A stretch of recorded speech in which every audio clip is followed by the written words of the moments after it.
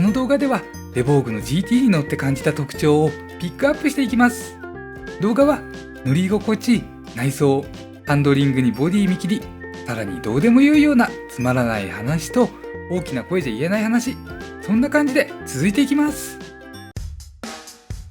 レボーグで感じた印象を30秒でまとめます。試せる限りどこでも扱いやすかったブレーキタッチ、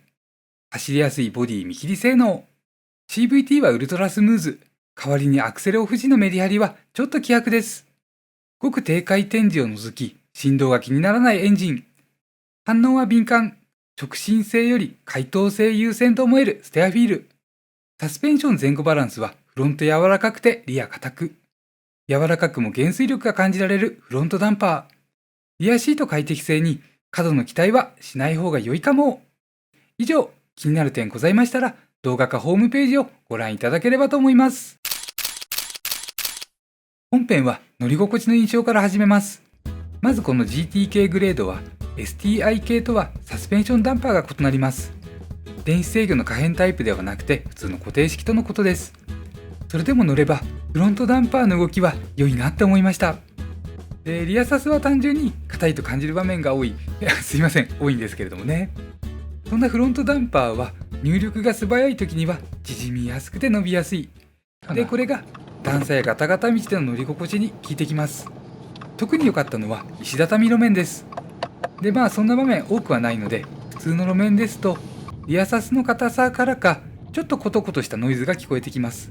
多分タイヤの空気圧を少し下げたら、そしたら収まるであろうくらいのノイズなのですが、ワゴンボディですからね、荷物いっぱいの時も考えられているのでしょう。ということで乗り心地はフロントは柔らかくてリアは硬い。そんなリアはしっとりというより、ちょっとだけ粗さを感じる時もありますし、速度を上げるとコトコト音がね、乗り心地をスポイルしてしまっている部分もあるといった感じです。またこれはリアシートの乗り心地にも直接的につながります。車体中央付近に座るフロントシートと比較してリアシートはリアサスの影響を受けやすいです。平たく言えばフロントシートでは柔らかく感じてリアシートでは硬く感じて、でその差は結構あります。レボーグの内装で取り上げたい点を挙げさせてください。まずドアですね。この車のドア閉めた時に余計な振動が響かないようにね、振動が減衰されているような感じでね、この響かないタイトなね感じがいいです。で、あとはこのレボーグのメインの部分、ステアリングスイッチはね、車の設定に関する部分が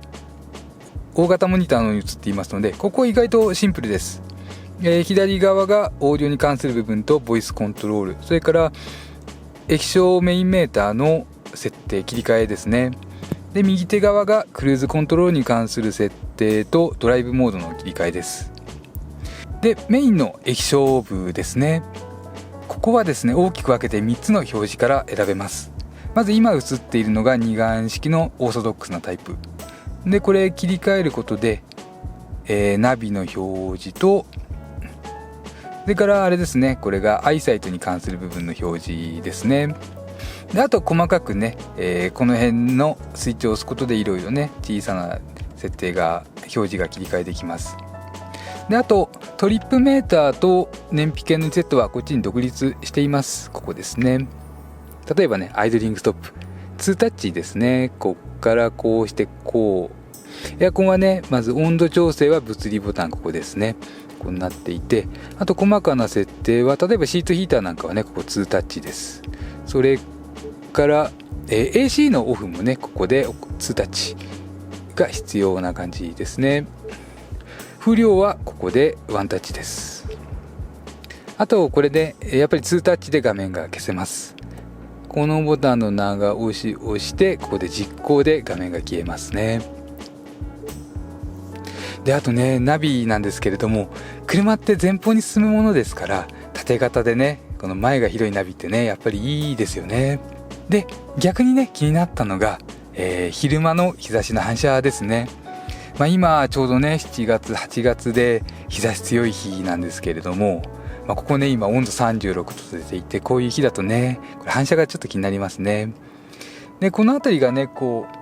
華やかさと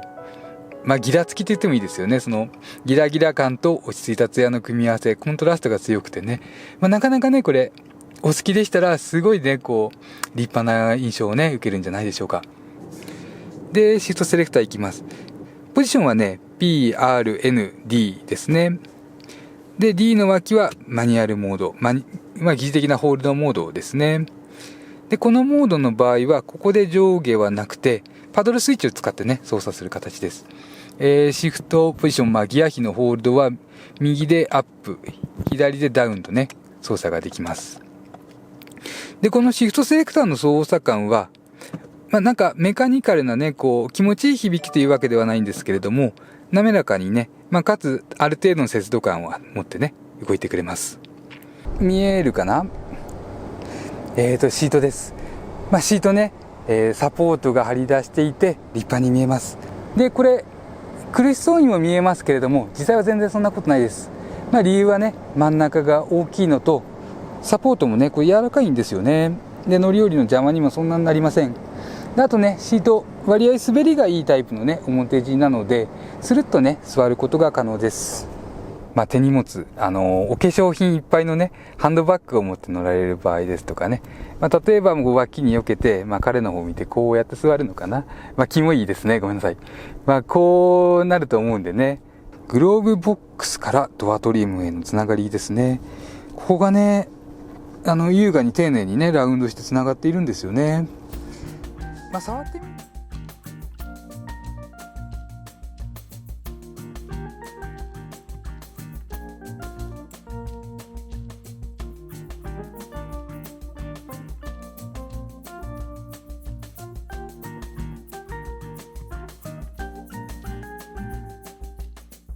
話は走行フィールに戻ってハンドリングに関する部分です。自分の感覚からすると良くも悪くも特徴あり、でもそこが魅力的と感じました。これは慣れとか今まで乗ってきた車とか基準とする車からの勝手な感想です。まず車体の印象はステアリングは軽くてしかも敏感、フロントサスペンションは動きやすくてキビキビ感強めで、リアサスはワゴンらしく硬いです。これが具体的には直進時はちょっと神経質で、代わりにコーナーではスイーッと進入していく感覚が気持ちいいです。走りやすいです。でまず直進時は蒸気特性から路面のくぼみとかでねハンドルが取れやすいと感じました。プラスしてドライバーは神経を使っていないと、分かりやすく言えばハンドルは小さくゆっくりした操作を心がけていないと、その微調整がねちょっとした微調整も同乗者に伝わります。逆にコーナーでは印象一変、適当に切り始めるだけですごく滑らかに走れます。小さい打角でスーッと曲がり始めて、さらに微調整が必要ないほどに打角が定めやすい。こうした様子は自身の運転が上手くなったようにさえ感じられます。またアクセル操作にダイレクト感は少し薄めで、メリハリは希薄なんですけれども、本来のブレーキシステムがかなり扱いやすかったので、例えば左足ブレーキを使用してより思い通りに走らせる、そんな楽しみもねやろうと思えば味わえそうです。あともう一つ、停止からの発進時はアクセルの早開きが大きいんですね。ちょっと踏んだだけでゴワッと出ていく、もしくはゴワッと回転を上げていく感じが目立つんですけれども、回転上がっていればこれ気にならず、これもやっぱりね市街地より山道が走りやすいと感じた理由の一つです。ドライブセレクターの選択は独立して2個のスイッチが用意されています。いつでも簡単に設定が可能です。続きましてはエンジンやミッションの印象、詳しくは別動画にしていますのでさらっといきます。エンジンはスムーズです。厳しく表現しようにもごく低回転時の振動が気になる、それぐらいしかございません。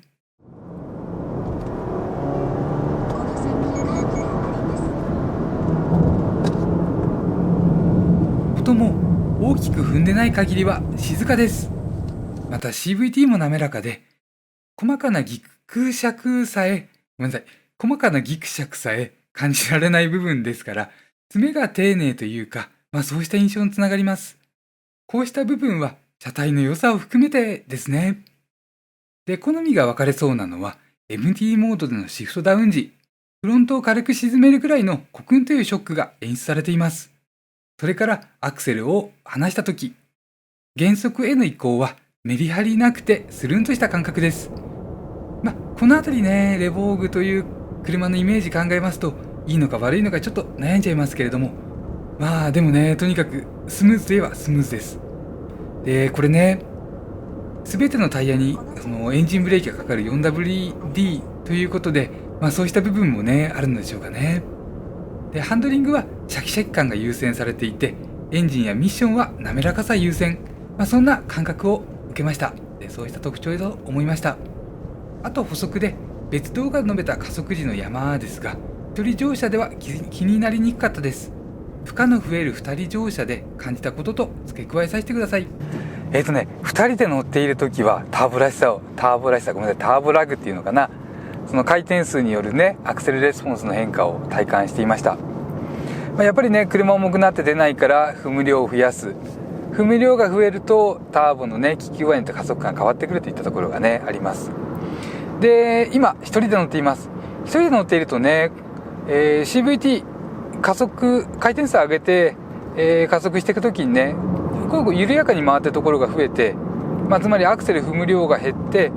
ターボらしさをね感じにくく滑らかに乗りやすいかなとね思うところもあります。この辺りね、積んでいる荷物ですとか乗っている乗車人数によってね結構違いが出てくるのかなと。踏んでもそうですね、ここまで踏めばね、今アクセル街道を6割7割踏んだんですけど、そういう時ですかね、わずかにショック与えながらシフトダウンの方向に CVT は変速してターボの効く回転数3500回転以上に今ね上げましたからね。こういう時だけですね、じわーっと今こうやって加速していく時なんかはねターボらしさ感じないですし、出だしもねその2000回転ぐらいまでシュンと上げてね走り出すのでね、かったるさも感じない感じです。お次はボディ見切りと車両感覚について。2022年現在、自分の知っている限りで言うとかなりレベル高いです。走りやすいです。ネガティブな部分はボンネットに飛び出したエアインテークだけ。でもこれは素晴らしさの象徴でしょうから、それ考えたらネガティブ要素はゼロと思います。まずインパネ先端が低く感じられて、ドアトリム上部も前方は低くなっています。またこれだけ大きなナビモニターを搭載していても上への飛び出しは最小限。A ピラーは寝ていて太いので邪魔に感じそうなものですが、実際に邪魔と思うときはねわずかですし、むしろその下の三角窓がかなり機能しています。これね、その他の車と比べての相対的なという感じですね。で、これら全部まとめてフロントの感覚が取りやすかったり、左前輪の位置がつかみやすかったり、さらに敏感なステアフィールも合わせますと、コーナーで内側へ寄る感覚が怖くないといった印象につながります。自分は狭いところが苦手で、ついでに車両感覚取るのも苦手で、それでいて思い通りの場所にねタイヤを持っていきたいという希望が強いですから、ここは自分にとって最も重要な部分です。なのでこうした車はすごく良いと感じます。今回のどうでも良いようなつまらない話は、スバルホームページでの紹介内容について。左から BRZ、レボーグ、WRX、S4 ですかね。で、トランスミッションの欄だけ何か変って思いません？ 6AT にリニアトロニックにスバルパフォーマンストランスミッション。タイプ総称なのか、固有名称なのか、ちょっとよくわからないです。で、レボーグの CVT はね、とっても滑らかでした。で、他社と比較してみると、変速滑らかだねって感じる車だってね、その1日乗っていると、何回かはね、コクッとした、わずかでもコクッとした揺れを感じるものです。で、レボーグすごくて、そんな場面を感じなかったくらいにね、一貫して滑らかでした。文句ばっかり言ってるね、自分でも。もうほんと滑らかだと思いました。なのでね、スバル様できましたらわかりやすく、CVT リニアトロニックなどとね、記載してほしいなと思いました。今回の大きな声じゃ言えない話は、アイサイトについて。試乗中、前走車追従型のクルーズコントロールを使ってみました。X ではない普通のアイサイトの部分ですね。そしたら、渋滞中は特別なことなかったのですが、前走車と距離が離れるような場面では、ブレーキが急で怖かったです。前の車が停止したあたりで、ぐーっと距離を詰めてね、ぐーっとフロントが沈み込むほどの減速で停止していました。最初はビビってブレーキ踏んでしまいまして、で、2回目は頑張ってね、車任せでこのような感じでした。うおー、怖えとかね、ちょっと声出していたんですけれども、とりあえずね、ブザーとか何もなくてね、止まってくれました。で、一応、もしかしたらね、この車体だけという可能性もありますので、その状態出します。こういったあたりね、できたら動画撮りたかったのですが、ちょっとね、怖かったのと、前走者に迷惑かけますし、やめておきました。これがアイサイトでなければ、特に触れることもないんですけれども、すごいって言われるアイサイトですからね。すいません、ちょっとね、ここの後にネタにさせていただきました。で、これ、今度スバル行ったら、これ聞いてみようかと思っています。どちらかというと、スバル車に乗る機会が少ない自分たち。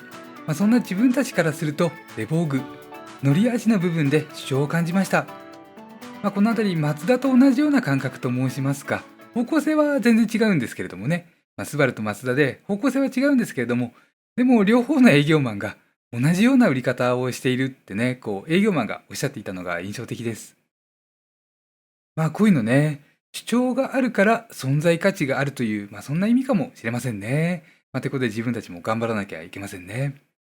で、確かにね、乗ると神経使う部分もあって、でも車両感覚の取りやすさとかブレーキの扱いやすさはすごく良くて、CVT 滑らかで、エンジンもね、もうウルトラスムーズって言っていいぐらいね、4気筒としては振動少なくて、で、音はやっぱりスバルっぽさとかね、ありますしね。で、あと、燃費。その燃費がね、気になる部分といえば気になる部分なんですけれども、普通だよねってね、乗って何も感じない車よりね、ワクワクしちゃう存在であることはね、このレボーグ、間違いないと思いました。では、動画は以上です。私どもこれからも特徴を分かりやすく、車選びをもっと楽しく動画を上げてまいります。よろしければチャンネル登録等で応援していただけると嬉しいです。ではまた次の動画でお会いしましょう。間違いいっぱいの自動車選び、ヒラリー男爵でした。